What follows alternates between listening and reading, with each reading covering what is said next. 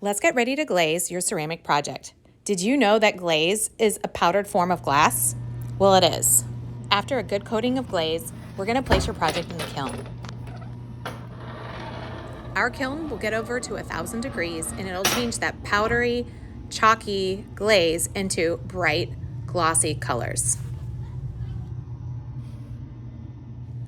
We have a variety of colors that you can choose from, but you're going to want to keep in mind color theory. Color theory is how colors relate to each other on the color wheel and how mixing different colors will create new colors.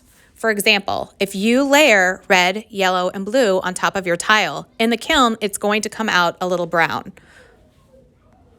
You may want to keep cool colors and warm colors together or contrast each other. It's completely up to you. Okay, so in this example, I have a piece of bisqueware and a piece of greenware. Greenware is basically dry clay, so it's very breakable and you're gonna wanna be very careful with it. Bisqueware has been fired once in the kiln and it has a hardness to it and it's a little bit more durable. You're gonna have a tray of paintbrushes and you're gonna have an ice cube tray of different colors of glaze. They look very chalky right now, but you're going to see that each color in your ice cube tray is going to correspond with the bottles nearby.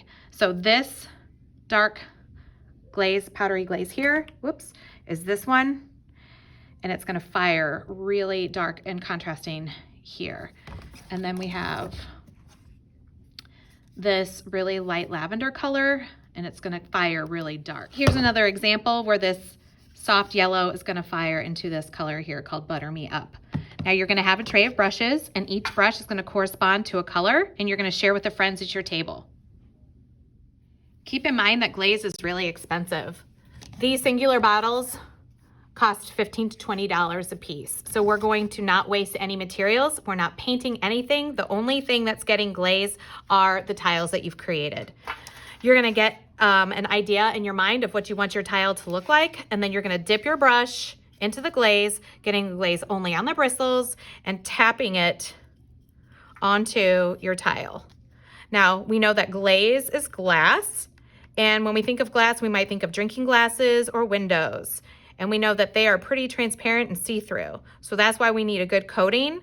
And this is probably the only medium that we have where I'm going to tell you to get a good, nice, thick coat, because we just don't have the time in the art studio to wait for this to dry and add more layers. So if you kind of just dip it on there, you're going to get a nice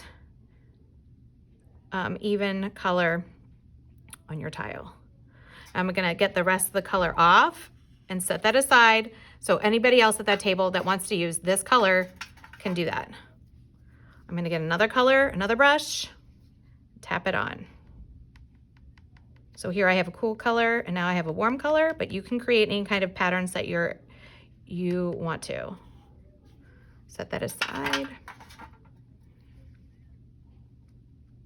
If you have something that's really detailed, we can also get some smaller brushes out.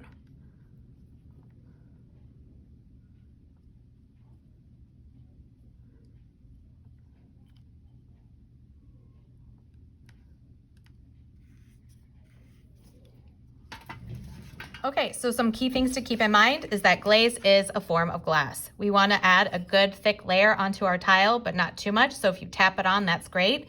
Keep the glaze off of the bottom of the tiles. We don't want them to stick to the kiln shelves. And any parts of your tile that stay white, like for example, this greenware piece, any places that I do not have glaze are going to look like this matte white. So that might provide a lot of contrast, and I like that orange and green and white look. It's completely up to you how you place the glaze, and I expect that you'll be following the Willowbrook way as you use this material. It is very expensive, and I don't want to see friends wasting it.